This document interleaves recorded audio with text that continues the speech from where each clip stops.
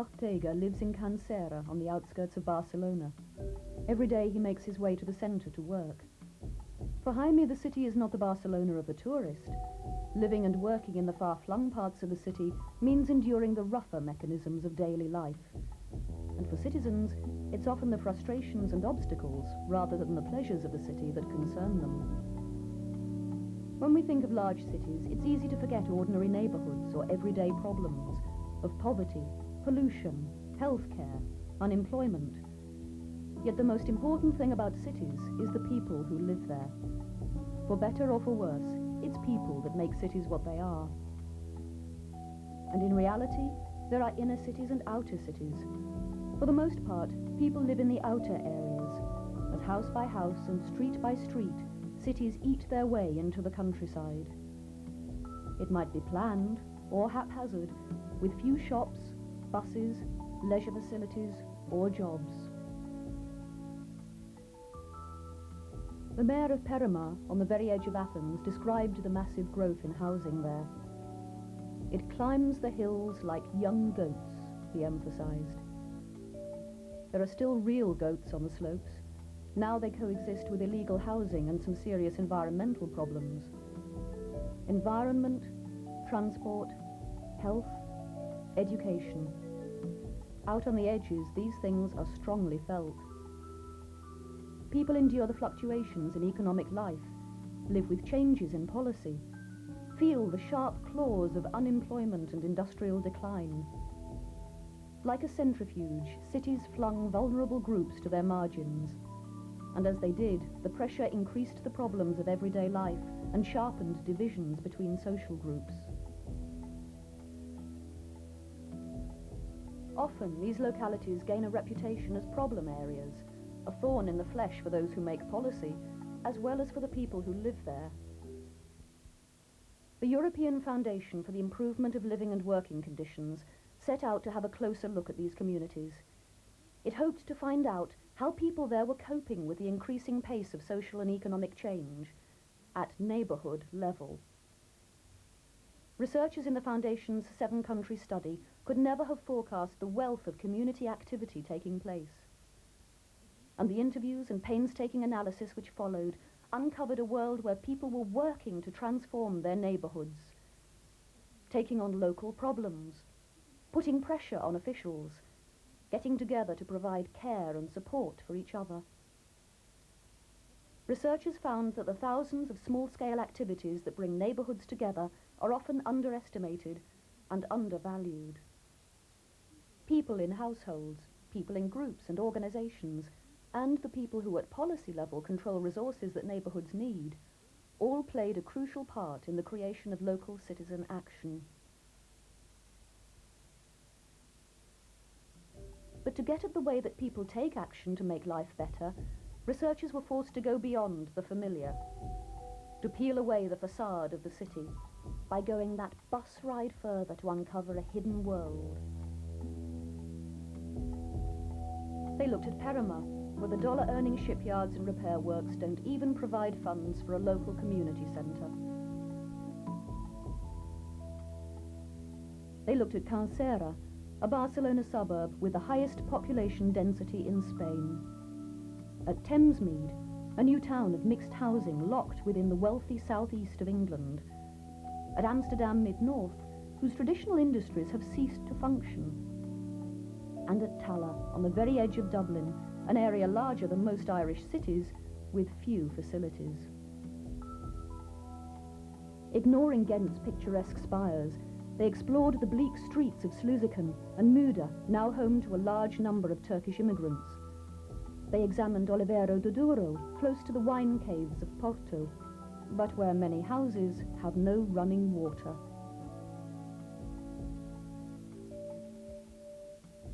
Just across the river from Porto's commercial centre in northern Portugal, Oliveira do Douro's 30,000 population live in a combination of town and countryside that many would find charming.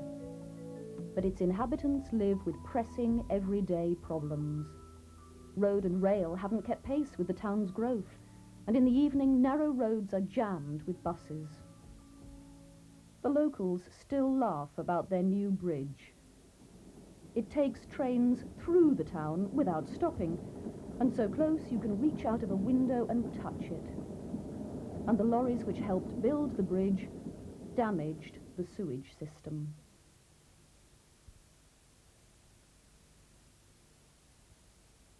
It's the town's social and sporting clubs that channel local activity. And at a public meeting organised by the Foundation's researchers, community activists clashed with the transport boss about bus fares.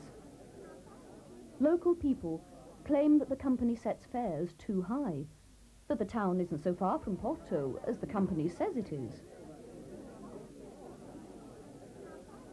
This kind of challenge is an important expression of local autonomy by local groups. Welfare and transport authorities might be legally accountable to local people, but groups can be closer to local problems. Locals and agencies might agree on problems, but not necessarily on solutions. And problems with transport mean problems of environment, a big issue with people everywhere. Not just concerned with green issues, but with the quality of life, with traffic, with industrial pollution, with rubbish and graffiti.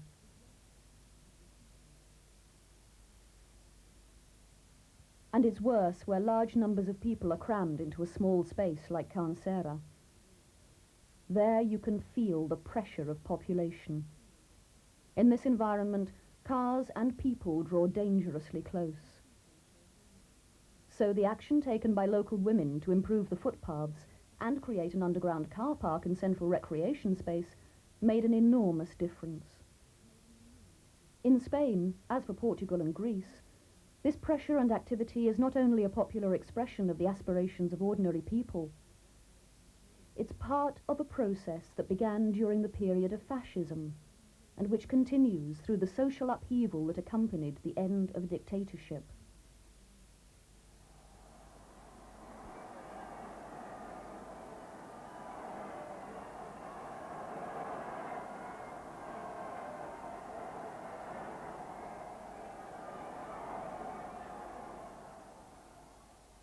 In recent years, new partnerships have emerged where local groups work alongside government agencies. Take Perama, near Athens, where part of the EC's poverty programme is located. There, local people are working alongside the municipality to control pollution and environmental hazards.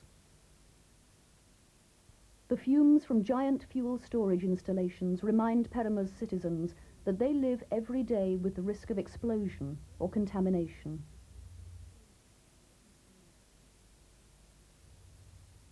So how do people get together to tackle local problems?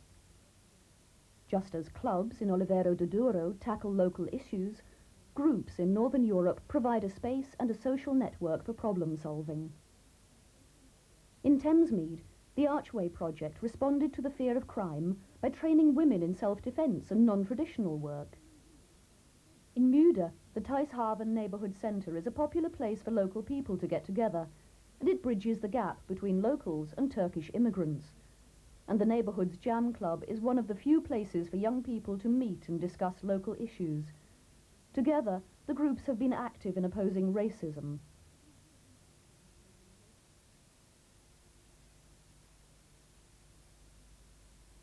Sometimes things can start quite simply. In Thamesmead, the personal experience of a young mother led to a group which helps new mothers cope with depression and the problems of childcare. Women were often in the forefront. With their experience in coping and caring, they were often the driving force in creating new organisations. No more so than in Tala. There, Helping Hands is a mental health campaign group which brings people together to talk and plan.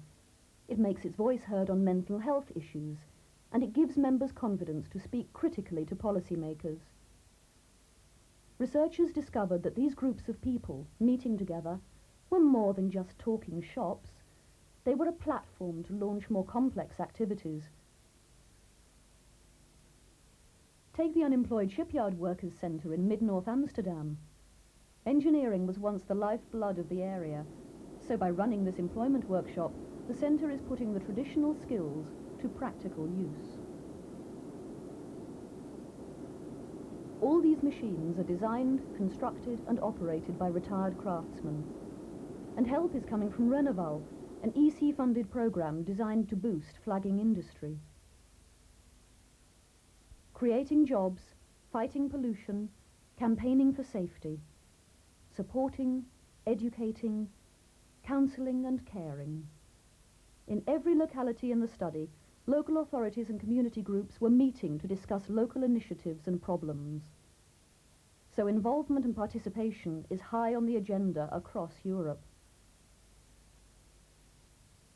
It's part of a process which has changed the way people relate to public administration, and it's changed the way that governments see people coping with social and economic change. But does this mean that through these kinds of groups and associations, citizen involvement is now a reality? Not everyone thinks so. Sometimes groups feel they're being used, mobilized on particular issues by state bodies only when it's convenient to them. Helping Hands doesn't want to become part of a health service, and it doesn't want a handout, but it does need funding which doesn't tie it down. Labour, time, and often volunteers' own money needs recognition and acknowledgement. So the relationship between policymakers in central and local government and community groups is often problematic. Of course, policymakers are accountable for the money they spend, but they tended to see groups as an optional extra to their own statutory services, and not as an integral part of real communities. And the local community often saw them as remote and passive. Yet local action can come spontaneously from local needs. So aren't local people in a better position to be aware of those needs? Local action works differently from government and municipal services. It takes a longer-term view of neighbourhoods. It integrates a wider range of issues. It helps local services to work. It has a flexible approach to people's problems. And it does have more freedom. Freedom to be critical of authorities. Freedom to work across traditional boundaries. Compare Cansera and Thamesmead's community FM radio stations with traditional services. Look at Ghent's community artists constructing murals to brighten up the neighbourhood and promote racial harmony. But there are difficulties too. Research showed that groups work within severe limitations. Active membership can't reach all of its target groups, so groups feel they can't deliver the goods. Many people in neighbourhoods just don't know groups exist. Group networks can be flimsy. Often groups don't know about each other. And the struggle for funds continually soaks up time that could be used for practical activities. How can these difficulties and problems be resolved? How can things be improved? In the sphere of policy and administration, there has to be an increasing awareness of the role local action can play. There has to be an increased involvement of people who are excluded, and those who are most in need too. And partnerships and other successful forms of cooperation could be strengthened.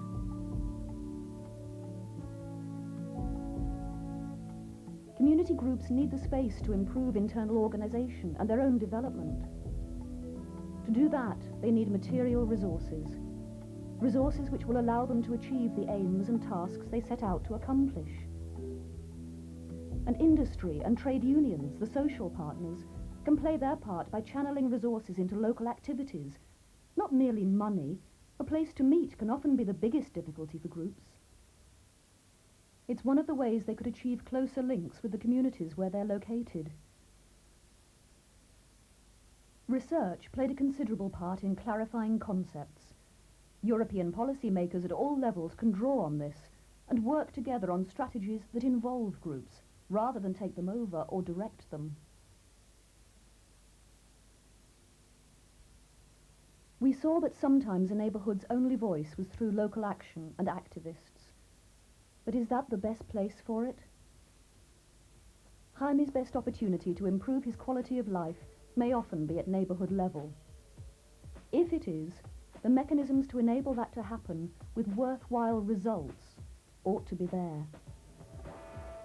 when the contribution and significance of local action in localities and neighborhoods is recognized, when the role of local groups is acknowledged, then the possibility of working jointly to achieve better conditions of life and to sustain them may become a reality.